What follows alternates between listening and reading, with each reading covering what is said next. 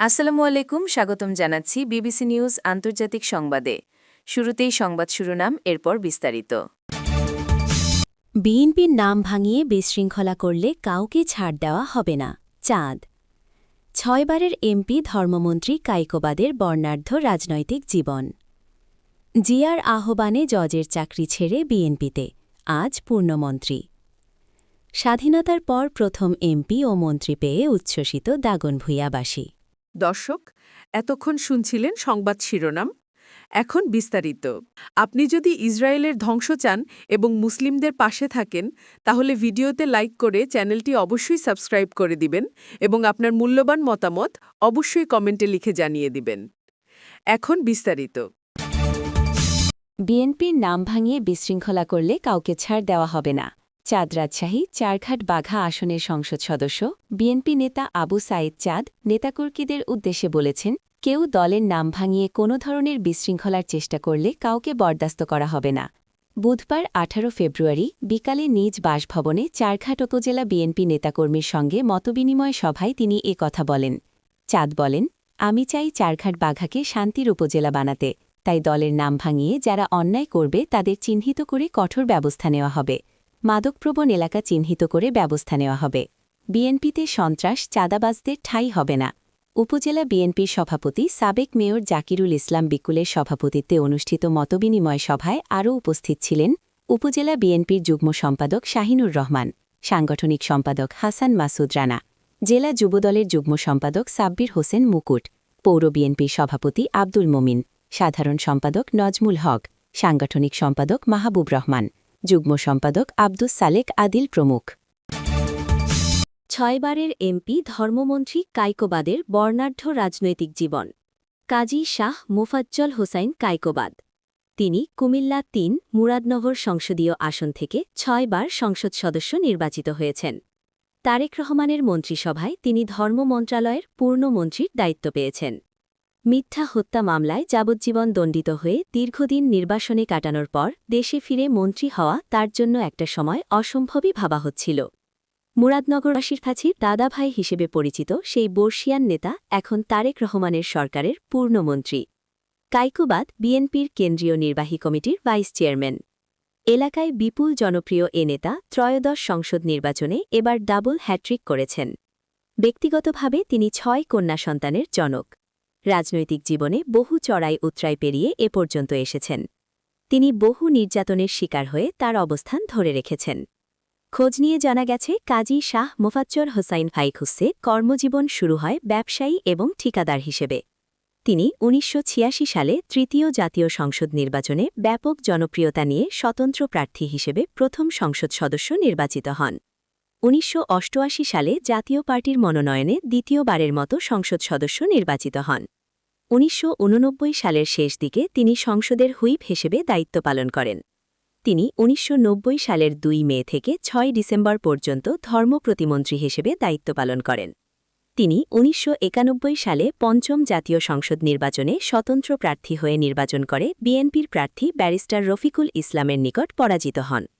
১২ June ১৯৯৬ সালের সপ্তম জাতীয় সংসদ নির্বাচনে তিনি জাতীয় পার্টি প্রার্থী হিসেবে তৃতীয়বারের মতো সংসদ সদস্য হন। ২০০১ সালে বিএনপিতে যোগদান করে চতুর্থবারের মতো তিনি সংসদ সদস্য নির্বাচিত হন। ২০০৮ সালে নবম জাতীয় সংসদ নির্বাচনে পঞ্চমবারের মতো সংসদ সদস্য নির্বাচিত হন। খালেদা জিয়ার আহ্বানে জজের চাকরি ছেড়ে বিএনপিতে, আজ পূর্ণমন্ত্রী। সাবেক প্রধানমন্ত্রী প্রয়াত খালেদা জিয়ার ডাকে জেলা যুগ্ম জজের চাকরি ছেড়ে ২০০৬ সালে যোগ দিয়েছিলেন বিএনপিতে। দলে যোগদানের পর প্রথমে রাঙামাটি জেলা বিএনপির আহ্বায়কের দায়িত্ব পান। এরপর ২০১০ সালে নির্বাচিত হয়েছিলেন জেলা বিএনপির সভাপতি। বর্তমানে দলের জাতীয় নির্বাহী কমিটির সহ-ধর্ম বিষয়ক সম্পাদক। ত্যাগী এই নেতা বর্তমান সরকারের পার্বত্য চট্টগ্রাম বিষয়ক মন্ত্রণালয়ের দায়িত্ব পেয়েছেন। বুধবার ১৮ ফেব্রুয়ারি আনুষ্ঠানিক দাপ্তরিক কাজে যোগ দিয়েছেন অ্যাডভোকেট দীপেন দেওয়ান। ত্রয়োদশ জাতীয় সংসদ নির্বাচনে রাঙামাটি ২৯৯ আসন থেকে ধানের শীষে সর্বোচ্চ ভোট পেয়ে নির্বাচিত হন তিনি। তার প্রাপ্ত ভোট ২,০১,৮৪৪। দীপেন দেওয়ান রাঙামাটি পৌরসভা কলেজ গেট মন্ত্রীপাড়া এলাকার মৃত সুবিমল দেওয়ান ও মোহিনী দেওয়ান দম্পতির ছেলে। তিনি এলএলবি অনার্স এলএলএম পাশ করেন। সর্বশেষ পেশায় ছিলেন আইনজীবী। তার বাবা মৃত সুবিমল দেওয়ান সাবেক রাষ্ট্রপতি শহীদ জিয়াউর রহমানের মন্ত্রী পদমর্যাদার উপজাতীয় বিষয়ক উপদেষ্টা ছিলেন। তিনি ১৯৭৮ সালে মাধ্যমিক এসএসসি পাশ করেন। এরপর উচ্চ মাধ্যমিকে ভর্তি হন রাঙামাটি সরকারি কলেজে। ১৯৮০-৮১ সেশনে অষ্টম ব্যাচে আইন বিভাগের এলএলবি অনার্সে ভর্তি হন ঢাকা বিশ্ববিদ্যালয়ে। সেখান থেকে কৃতিত্বের সঙ্গে উত্তীর্ণ হয়ে পারিবারিক চাপের মুখে সপ্তম বিসিএস কর্মকর্তা হিসেবে যোগদান করেন জুডিশিয়াল সার্ভিসে। চাকরি জীবনে সর্বশেষ কর্মরত ছিলেন চাঁদপুর জেলায় যুগ্ম জজ পদে। রাঙামাটি সরকারি কলেজে অধ্যয়নকালে ছাত্রদলের প্রতিষ্ঠা লগ্নে একজন সংগঠক হিসেবে রাজনীতিতে পথ চলা তার বাবা সুবিমল দেওয়ান ছিলেন সাবেক রাষ্ট্রপতি শহীদ জিয়াউর রহমানের মন্ত্রী পদমর্যাদার উপজাতীয় বিষয়ক উপদেষ্টা এবং রাঙামাটি জেলা বিএনপির প্রতিষ্ঠাতা সাধারণ সম্পাদক, পরবর্তীতে জেলা বিএনপির সভাপতি। তাই পারিবারিকভাবে গড়ে ওঠেন বিএনপির রাজনীতির আদর্শে। স্বাধীনতার পর প্রথম এমপি ও মন্ত্রী পেয়ে উচ্ছ্বসিত দাগনভূঞাবাসী। দীর্ঘ ৫৪ বছর চেষ্টা, হাহাকার ও আকাঙ্ক্ষার ফল এবার ঘরে তুললেন দাগনভূঞার ভোটাররা। স্বাধীনতার পর এই প্রথম এমপি ও মন্ত্রী পেল দাগনভূঞাবাসী। ত্রয়োদশ সংসদ নির্বাচনে বিএনপির ভাইস চেয়ারম্যান আব্দুল আওয়াল মিন্টু ১,৫৭,৪২৫ পেয়ে বিজয়ী হয়েছেন। নিকটতম প্রতিদ্বন্দ্বী জামায়াত প্রার্থী ডাক্তার মোহাম্মদ ফখরুদ্দিন মানিক ১,০৮,১৬৩ ভোট পেয়েছেন। ৪৯,২৬২ ভোটে জামায়াত প্রার্থীকে পরাজিত করে আব্দুল আওয়াল মিন্টু বিজয়ী হন। আব্দুল আওয়াল মিন্টু বিএনপির ভাইস চেয়ারম্যান, এফবিসিসিআইয়ের সাবেক সভাপতি। তাকে তারেক রহমানের মন্ত্রিসভায় পূর্ণ মন্ত্রী করা হয়েছে। এ উপলক্ষে দাগনভূঞা ছাত্রদল ও যুবদলের উদ্যোগে বুধবার সকাল থেকে স্বাগত মিছিল, মিষ্টি বিতরণ সহ আনন্দ উল্লাস চলছে। জামশেদুর রহমান ফটিকের নেতৃত্বে যুবদল ও ছাত্রদল ছাড়াও সর্বস্তরের জনতা মিছিল আনন্দে অংশীদার হচ্ছেন। ফেনী ৩ আসনের দাগনভূঞায় ৫৪ বছর পর প্রথম এমপি ও মন্ত্রী পাওয়ায় আনন্দের সীমা নেই এ জনপদে।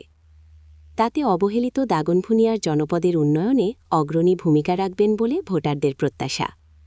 শিক্ষা, সংস্কৃতি, রাস্তাঘাট, উপজেলার উত্তর জনপদের নারী শিক্ষা প্রতিষ্ঠানের অবকাঠামোগত উন্নয়নসহ জলাবদ্ধতা নিরসনে টেকসই, লাকসই ও জুতসই পরিকল্পনা নেবেন এ প্রত্যাশা রাখছেন। ৫৪ বছর পর ফেনীর দাগনভূঞা উপজেলা থেকে সংসদ সদস্য নির্বাচিত হয়েছেন আব্দুল আওয়াল মিন্টু। সঙ্গে নতুন মাত্রা যোগ হয়েছে মন্ত্রিত্ব। পরিবেশ, বন ও জলবায়ু পরিবর্তন মন্ত্রণালয়ের পূর্ণমন্ত্রী হিসাবে শপথ নিয়েছেন মঙ্গলবার। তার এই অর্জনের মধ্য দিয়ে দাগনভূঞার দীর্ঘ প্রতীক্ষার অবসান ঘটেছে। অবহেলিত দাগনভূঞার জনপদের ভাগ্যাকাশে এ বিজয় সর্বত্র খুশির জোয়ার বইছে।